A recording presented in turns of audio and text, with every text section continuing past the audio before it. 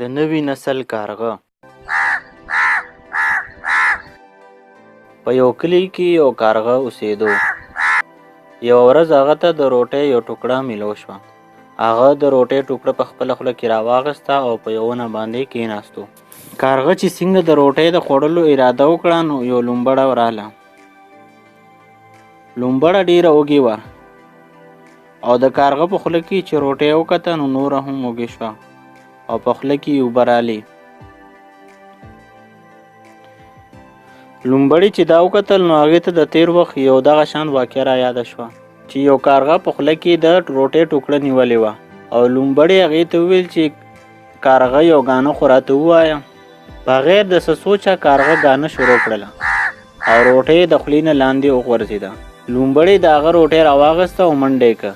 لومبړې دا واقعه یاده کړله او سوچ یې وکړو چې دې ځل به هم دغه شانتې زه روټۍ حاصله کړم. لومبړې کارغه طرف ته وکتل او د دروغو تعریفونه یې شروع کړل او ورته ویې چې کارغه ته ډېر ښایسته او ستا اواز به نور هم ښایسته وي. داسې ما اورېدلي دي. آیا دا رښتیا دي؟ لومبړې ډېر په معصومانه انداز کې پوښتنه وکړه. کارغه لومبړې ته جواب نه ورکولو ځکه چې د کارغه په خوله کې د روټۍ ټوکړه وه. لومبړه په زړه زړه کې خوشحاله شوله او په دې تمه ناسته وه چې کارغه به زما په جال کې ګیر شي.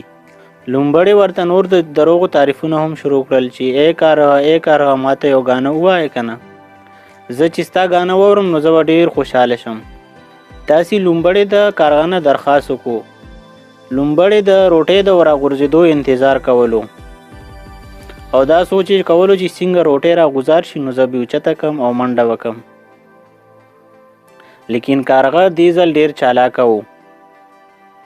هغه د روټۍ ټوکړه په خپله پنجه کې ونیوله او لومبړې ته یې وویل چې زما ګانه اورېدل ستا ډېر خواهش و نو واوره او ګانې وله شروع کړه.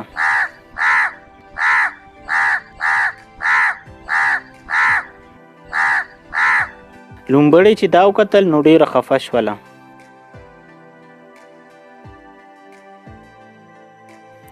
او د هغه ځای نه لاړله.